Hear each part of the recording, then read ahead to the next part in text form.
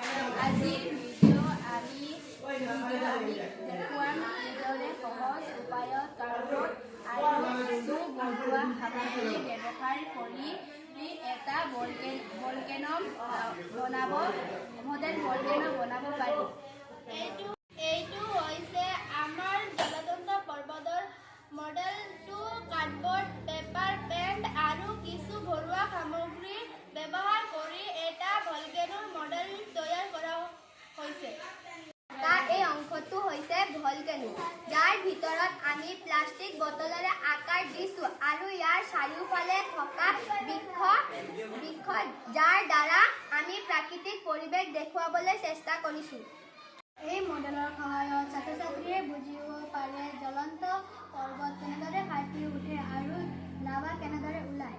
ইয়াৰ দ্বাৰা বিজ্ঞানৰ ওপৰত আগ্ৰহ বৃদ্ধি পায়। এই মডেলৰ মাধ্যমেৰে মানুহে বুজিব পাৰে জলতন্ত্ৰ পৰ্বতত বিস্ফোৰণৰ ফলত কেনে ধৰণৰ বিপদ আহে আৰু ইয়াৰ